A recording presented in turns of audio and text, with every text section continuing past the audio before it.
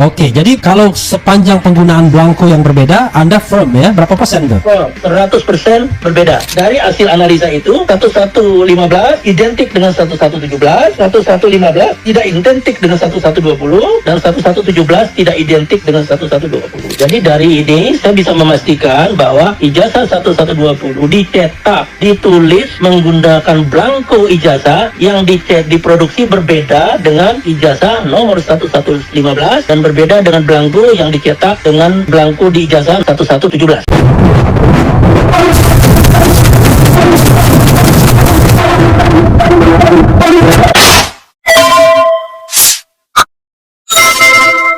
Assalamualaikum warahmatullahi wabarakatuh. Sobat RH sekalian, jumpa lagi kita di channel yang keren ini. Keren cadas. Dengan seorang narasumber yang saya tidak sebutkan namanya, tapi yang jelas sosok ini pernah meneliti 3 ijazah Fakultas Kehutanan tahun 1985. Hasilnya, ini eng ya. Nanti akan kita tanyakan kepada beliau. Dan ini mudah-mudahan sedikit memberikan gambaran ya. Gambaran. Kalau kita bilang kesimpulan ya enggak lah, memberikan gambaran atau memberikan pengayaan informasi. Jadi saya sebut beliau ini bro aja ya, biar tidak teridentifikasi. Oke, coba kita sapa beliau, bro ini ya. Assalamualaikum warahmatullahi wabarakatuh, bro.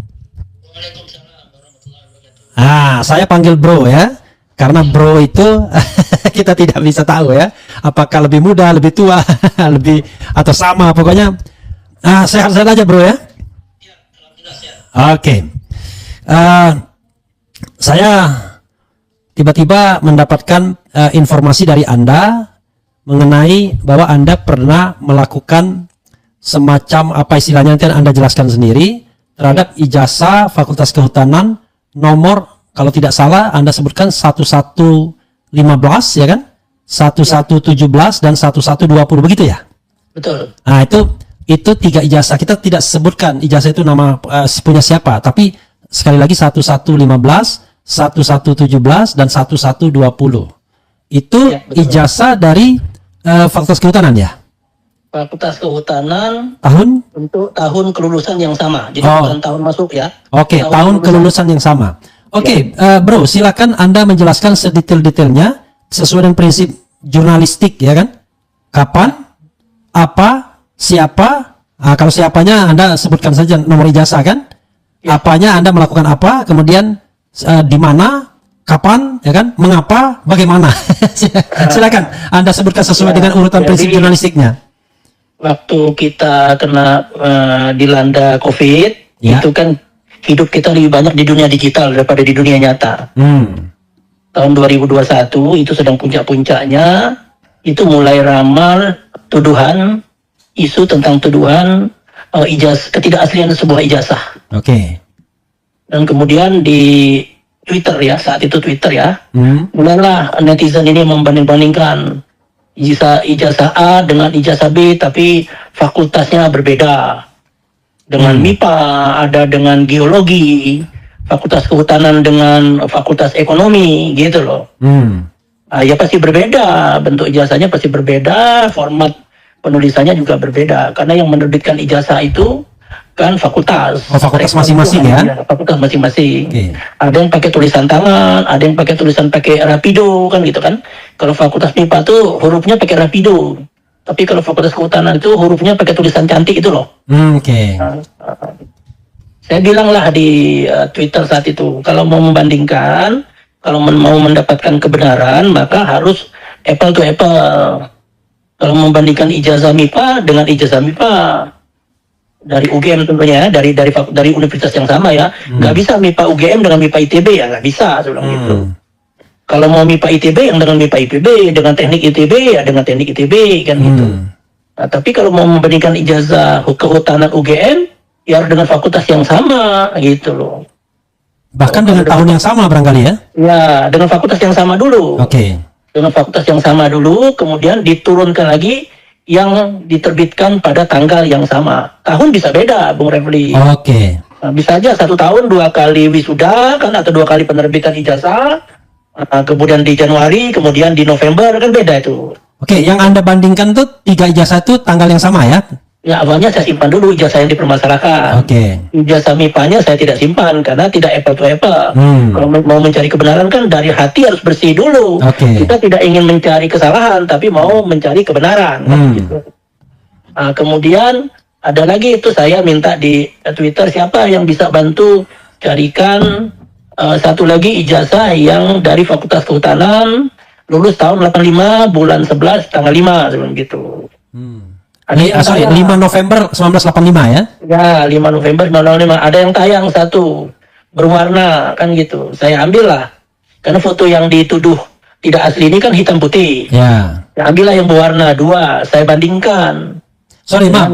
Yang berwarna ini, yang tadi Anda sebut nomornya tadi ya? 1117. 1117 1115.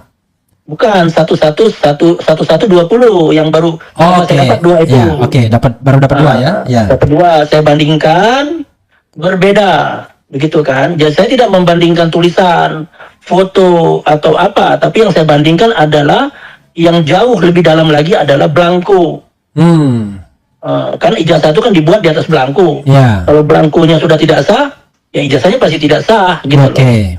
Tapi kalau belangkonya asli, isinya beda, tidak sah, itu namanya aspal. Asli tapi palsu. Ya. Nah, cukup di belangko dulu. Kalau belangkonya sama, baru data di depannya yang kita cari kebenarannya gitu. Kalau uang palsu itu yang pertama diperiksa adalah kertasnya dulu. Ya. Beli dokumen itu kertasnya dulu. Kalau kertasnya sudah beda, pasti dokumennya beda. Ya. Gitu. Kalau kertasnya sama, baru isi dokumennya lagi dipelajari. 2 tingkat. Gitu loh. Ya. Nah, ini di belangkonya berbeda, tapi dia hanya berbeda, tidak bisa. Kalau 2 benda berbeda kan tidak kita bisa bilang bahwa ini yang benar, ini yang salah, atau ini benar, nggak bisa kan begitu.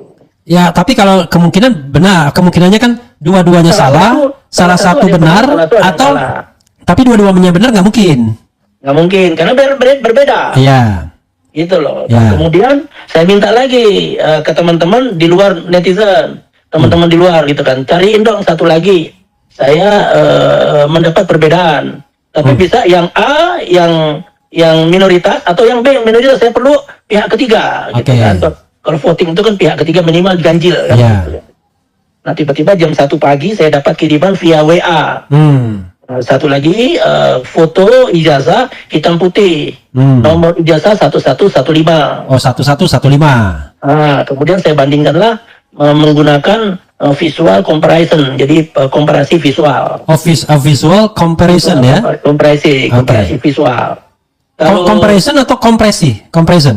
Komparasi. Oke, ya, comparison ya. Oke, comparison. Kebetulan saya tuh pernah punya percetakan dulu masih bujangan.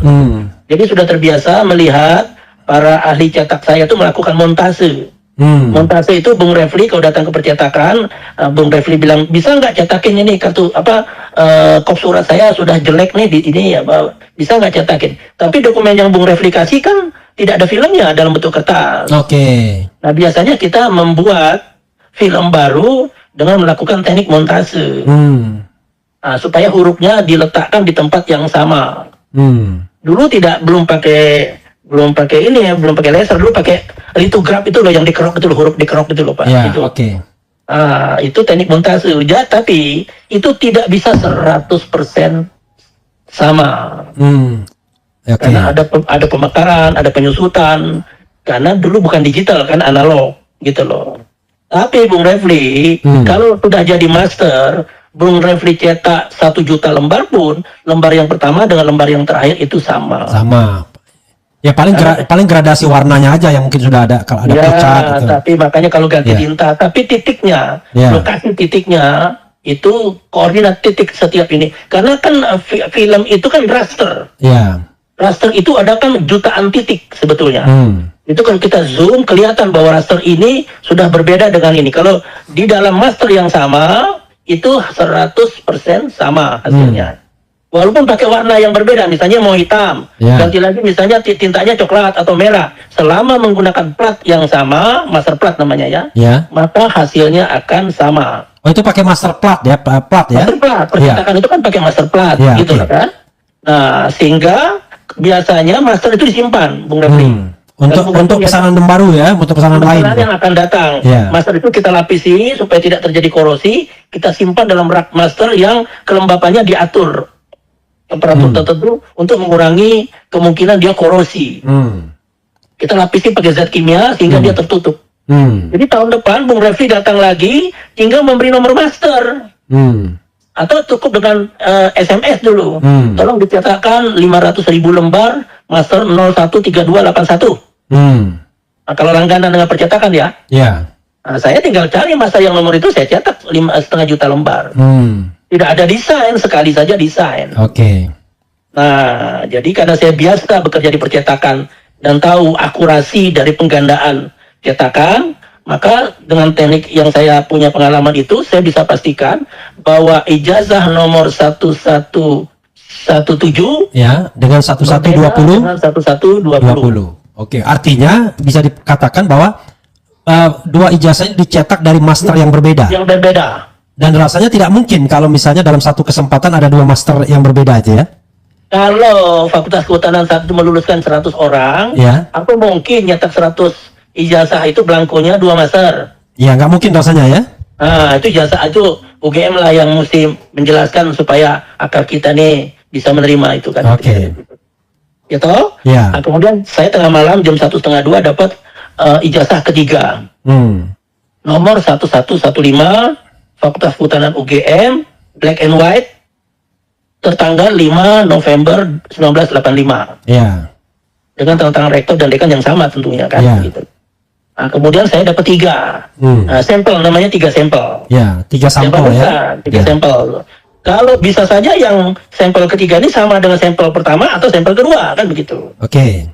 Bisa sama dengan yang 1120 atau bisa beda sama sekali.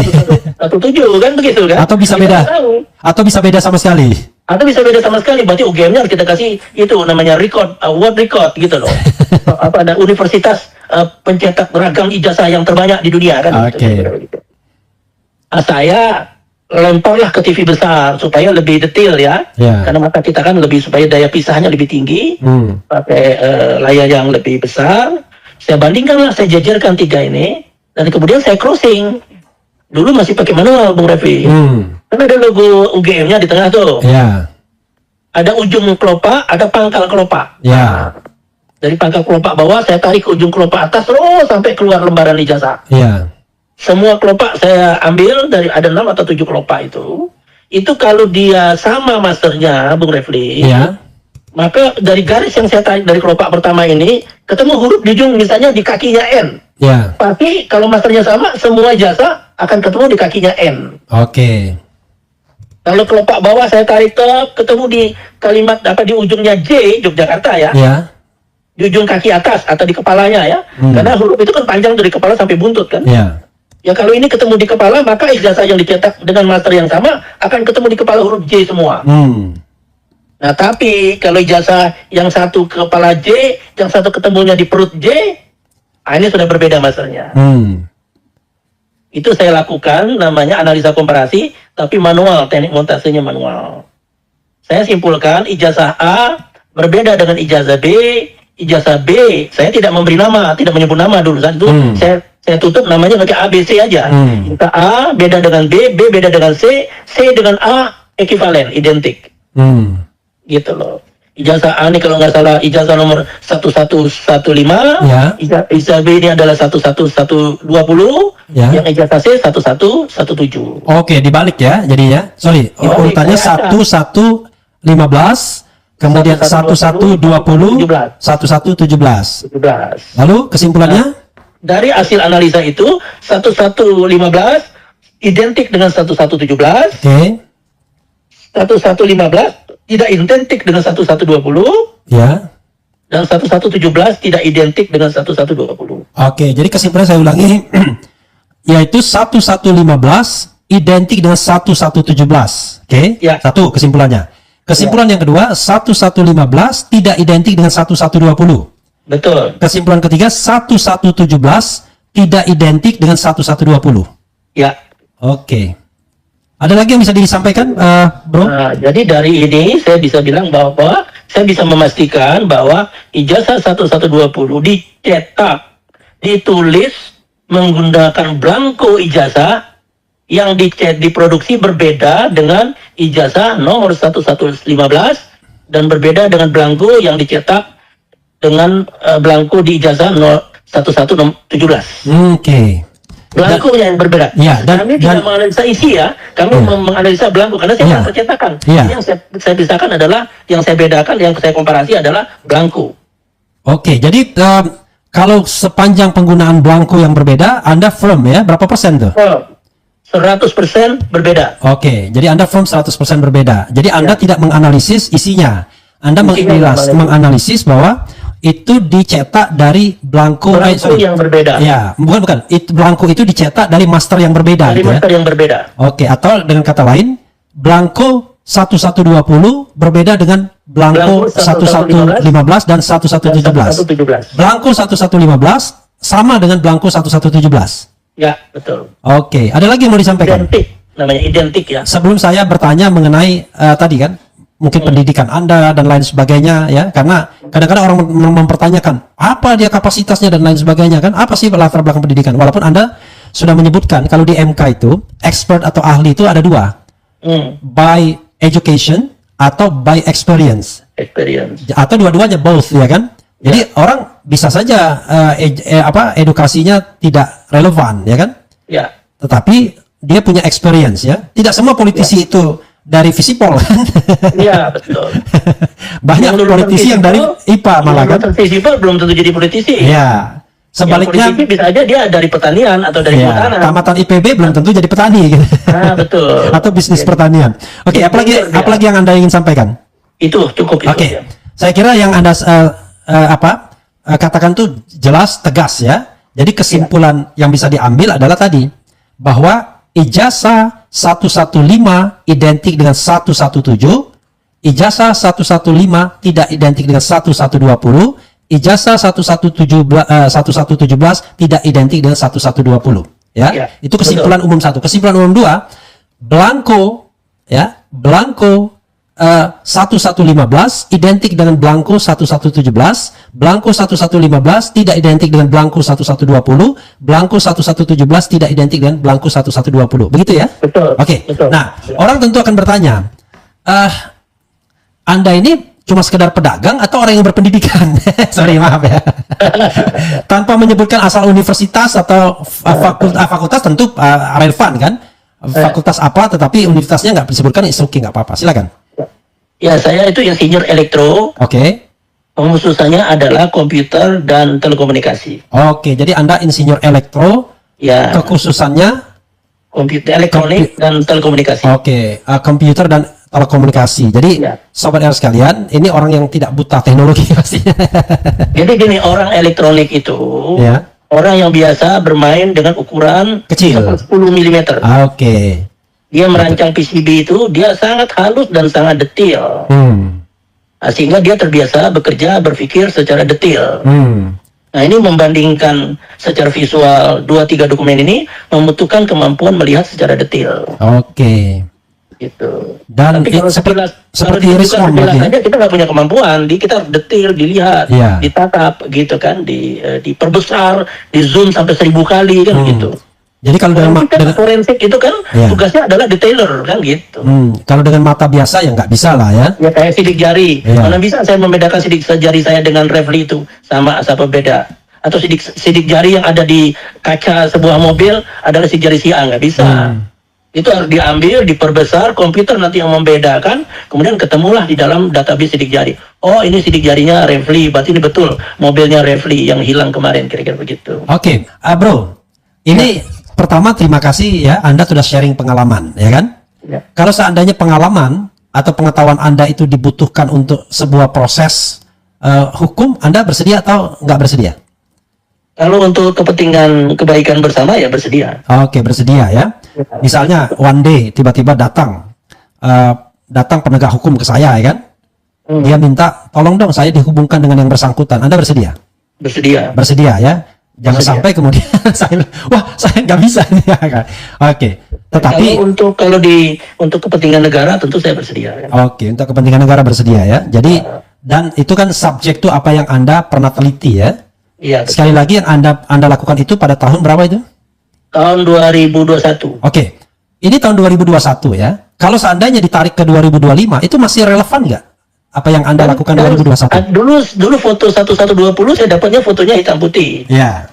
Dan agak kurang tajam. Ya. Tiba-tiba ada posting yang 1120 lebih tajam dan lebih jelas. Ya. Nah, itu lebih memudahkan gitu kan betulnya. Tapi Anda sudah melakukan perbandingan dengan yang lebih jelas ini?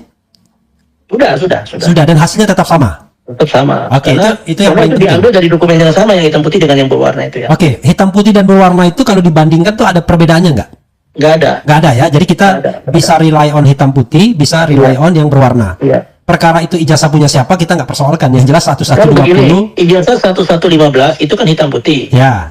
Saya bisa compare dengan yang hitam putih yang 1120. Oke, dan itu tidak identik. Ijazah yang 1117 kan berwarna. Oh, bisa compare dengan yang berwarna. Dengan yang berwarna 1120. Oke, dan itu jawabannya sama, tidak identik ya. Tidak identik ya. Dan Anda melakukan itu apple to apple ya. Apple to apple, dan saya tidak menyebut nama karena saya lebih ke membandingkan dokumen ya. Bagaimana Dan Anda saya tidak mau disebut di ruang publik nama si A nama si B itu kan sudah personal nanti. Iya. Nah, bagaimana Anda kemudian bisa mengatakan bahwa 115 dengan 1115 dan 1117 itu identik padahal satu warna, satu tidak? Kan kita tidak membandingkan kromotiknya, tidak membandingkan warnanya. Oke. Kita membandingkan posisi titik letaknya. letak partikel-partikel itu ya. Crossingnya. Oke. Oke, saya hanya penegasan saja. sekian. Anda kan tadi sudah menjelaskan sesungguhnya kan, Anda tarik itu. Saya tidak membandingkan warna, tidak. Ya, karena karena warna itu difoto pakai Android, ijazah yang sama, kemudian difoto pakai iOS, difoto lagi pakai digital LSR, beda-beda keluarnya itu, gitu loh. oh Karena warna itu penangkapannya kan bisa berubah karena lensa dari kamera yang pada saat diambil. Ya kayak kita lah, kita bisa lebih ganteng, bisa lebih jelek gara-gara warna. Itu.